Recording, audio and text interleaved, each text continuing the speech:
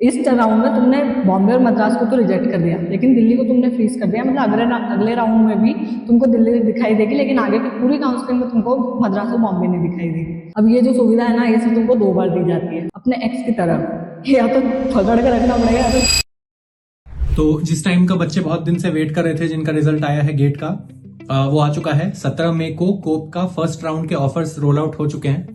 कोप क्या होता है? इंडिया के आईआईटीज और आईआईएससी में एमटेक की सीट्स आपको इसी पोर्टल से मिलती है। यहीं से आपका एडमिशन होता है, यहीं से आप सीट एक्सेप्ट करते हो।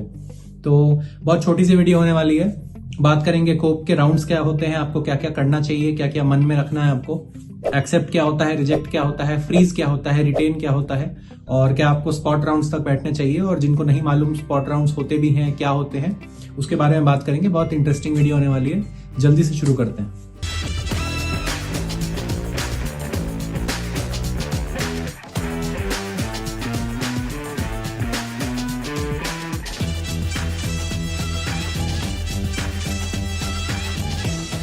तो जिनको नहीं मालूम, कोप में 5 ऑफिशियल राउंड्स होते हैं और उसके बाद स्पॉट राउंड्स होते हैं। अगर ऑफिशियल राउंड्स के बाद आईआईटीज में सीट बच जाती हैं तो उनको भरने के लिए स्पॉट राउंड्स किए जाते हैं। और फर्स्ट राउंड में मुझे लगता है 90% आप जो देख रहे हो उनको सीट नहीं मिली होगी, और ये बहुत नेचुरल प्रोसेस है, डरने की बात नहीं है। देखो, होता क्या है ना कि जिनकी रैंक 200 300 भी होती है ना, 150 भी होती है, वो भी ऐसा नहीं होता कि सिर्फ आईआईएससी के फॉर्म भरते हैं या तो आईआईटी बॉम्बे के फॉर्म भरते हैं। वो शुरू के 8-9 आईआईटी के फॉर्म भर देते हैं। तो पहले राउंड में क्या होगा ना कि जो कि ऊपर के बच्चे हैं, जो कि जिनकी रैंक 100 है या तो 200 है, उनको 10 आईआईटी से ऑफर आएंगे एक साथ। तो ऐसा तो है नहीं कि वो 10 आईआईटीज के रख सकते हैं, वो किसी एक को एक्सेप्ट करेंगे या तो एक को रिटेन करेंगे। जो बाकी के 9 आईआईटीज हैं वो फ्री हो जाएंगे फर्स्ट राउंड के बाद। तो जिनकी भी रैंक 500 है या तो 600 700 है, उनको सेकेंड राउंड से ऑफर मिलना शुरू होंगे। जिनकी रैंक 1000 से पार है, उनको शायद थर्ड राउंड या फोर्थ राउंड में शुरू हो सकता है कोई बच्चा हो जिसको डायरेक्ट ऑफर मिले जाके फिफ्थ राउंड में। तो डरने की, घबराने की बात नहीं है। मेरी रैंक भी अंडर 500 थी, मुझे भी फर्स्ट राउंड में कोई ऑफर नहीं मिला था। तो अगर आपको ऑफर नहीं मिला है तो बहुत जरूरी है कि आप ये वीडियो देखिए और समझिए कि आपको ऑफर कब मिलेगा और आपको क्या एक्ट करना है उस पर। पहला और सबसे आसान, सबसे सिंपल एक्शन आपके लिए है रिजेक्ट। रिजेक्ट मतलब आप या तो कुछ मत करो या तो रिजेक्ट कर दो। तो एक एग्जाम्पल से समझते हैं। फॉर एग्जाम्पल, आपको एक राउंड में ऑफर मिले IIT Bombay CSE, IIT Delhi CSE और आईआईटी मद्रास सीएसई। अब हो सकता है कि आपका गोल सीधा आईआईएससी में जाने का हो। आपको पता है कि ये 3 आईआईटी तो मुझे जाने ही नहीं है किसी भी हालत में। तो इसमें आप क्या कर सकते हो कि आप कुछ मत करो इस राउंड में। इससे क्या होगा कि ये तीनों आईआईटीज के सीट्स रिजेक्ट हो जाएंगी। एक बात याद रखना कि एक बार आपने किसी डिपार्टमेंट को रिजेक्ट कर दिया किसी आईआईटी के, तो वो ऑफर आपको बार में नहीं मिलेगा। ऐसा नहीं हो सकता कि आपको फिर से ऑफर मिला, आप फिर से रिजेक्ट कर रहे हो, नहीं। एक ही बार चांस मिलेगा आपको। अगर आपने कुछ भी रिजेक्ट किया तो वो हमेशा के लिए चला गया।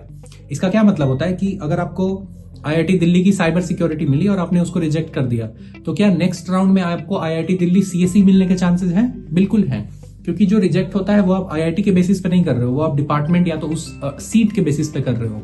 तो किसी एक आईआईटी की, किसी एक डिपार्टमेंट की सीट को आपने एक बार रिजेक्ट कर दिया, वो आपको दोबारा नहीं मिलेगा। वो फाइनल चॉइस होती है, मतलब आप उसमें एकदम इंटरेस्टेड नहीं हो।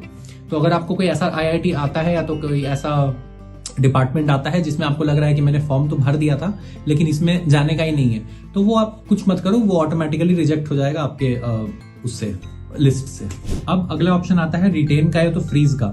ये सबसे कॉम्प्लेक्स एग्जांपल है, ध्यान से सुनना इस पूरे केस को, क्योंकि बहुत सारे बच्चों को समझ में नहीं आता, उनको जाके बाद में समझ में आता है जब ट्रेन निकल चुकी होती है। तो ऊपर वाले एग्जांपल को कंटिन्यू करते हैं। आपके पास 3 ऑफर्स हैं, आपको राउंड 2 में मिले हैं, IIT Madras, IIT Bombay, IIT Delhi. इसमें से आपको लगता है कि मुझे आईआईटी मद्रास और आईआईटी बॉम्बे तो पक्का से नहीं जाना, आईआईटी दिल्ली में शायद जा सकता हूँ। आप एक्चुअली हो सकता है वेट कर रहे हो आईआईएससी की सीट मिलने का, लेकिन आपको लगता है कि इससे अच्छा कि मैं तीनों को रिजेक्ट कर दूं, क्या पता आईआईएससी मिले या ना मिले। अगर आईआईएससी नहीं मिला तो क्या करोगे? तो आप आईआईटी दिल्ली की सीएसई को फ्रीज कर सकते हो। रिटेन का मतलब क्या होता है कि आप छोड़ नहीं रहे हो, कुछ भी रिजेक्ट नहीं कर रहे हो, आप उसको फ्रीज कर रहे हो। अब देखो इससे होगा क्या। सपोज शुरू से शुरू करते हैं। अगर तुमको राउंड 2 में लेट्स से 3 कॉलेजेस मिली थी, IIT Delhi, IIT Bombay, IIT Madras, ठीक है। तुमने राउंड 2 में क्या किया, आईआईटी दिल्ली को रिटेन कर लिया, मतलब फ्रीज कर दिया। अब इससे फ्रीज करने का मतलब क्या होता है कि अगले राउंड में, इस राउंड में तुमने बॉम्बे और मद्रास को तो रिजेक्ट कर दिया, लेकिन दिल्ली को तुमने फ्रीज कर दिया। मतलब अगले राउंड में भी तुमको दिल्ली दिखाई देगी, लेकिन आगे की पूरी काउंसलिंग में तुमको मद्रास और बॉम्बे नहीं दिखाई देगी। तो थर्ड राउंड आया, थर्ड राउंड में तुमको मिला आईआईएससी बैंगलोर तो IISc बैंगलोर के साथ साथ तुम्हारे पास एक ऑप्शन रिफ्लेक्ट होगा IIT दिल्ली का, जो कि तुमने पिछले राउंड में रिटेन करके रखा था। तो ये होता है रिटेन करना, फ्रीज करना या फिर पकड़ के रखना उस ब्रांच को to make it available for the next further rounds. ठीक है, अब ये जो सुविधा है ना, ये सिर्फ तुमको 2 बार दी जाती है। फॉर एग्जांपल तुमने सेकंड राउंड में रिटेन किया IIT दिल्ली को, थर्ड राउंड में भी तुम कर सकते हो, लेकिन जैसे ही चौथा राउंड आएगा तो तुमको IIT दिल्ली को अपने एक्स की तरह या तो पकड़ के रखना पड़ेगा या तो छोड़ना पड़ेगा। अब इनमें ही डूब के हो जाऊं पार, यही है दुआ। ठीक है, you can't retain that any more. तो 2 बार तुमको ऑप्शन मिलेगा कि या तो 2 राउंड में उसको रिटेन कर लो, फिर लेट्स से 4th राउंड में तुमको IIT कानपुर मिल गया। अब तुम्हारा मन बदल गया कि ठीक है दिल्ली छोड़ते कानपुर ले ले, तो दिल्ली को रिजेक्ट करना पड़ेगा और कानपुर को ले लो, या फिर वाइस वर्सा कि अगर तुम्हारा मन है कि दिल्ली जाना है तो कानपुर को रिजेक्ट करो, दिल्ली ले लो। तो ऐसे 2 बार तुम किसी भी कॉलेज को रिटेन करके रख सकते हो। तो ये चीज़ें ना थोड़ी कॉम्प्लेक्स है, तो थोड़ा ध्यान दे के यू हैव टू चूज़। अब ये बोलने की ज़रूरत तो है नहीं, पर 5th राउंड में तुम्हारे पास रिटेन का ऑप्शन नहीं होता है। ठीक है, क्योंकि 5th राउंड के बाद में स्पॉट राउंड स्टार्ट हो जाते हैं, तो उस time you can't retain any branch. तो उस टाइम एकदम आर पार वाला मामला होता है कि या तो जो मिल रहा है वो एक्सेप्ट कर लो या तो रिजेक्ट कर लो और फिर भगवान भरोसे स्पॉट राउंड में बैठ जाओ। पर पिक्चर तो अभी बाकी है गाइस। देखो, स्पॉट राउंड बहुत इंपॉर्टेंट राउंड्स होते हैं कोप के काउंसलिंग के लिए।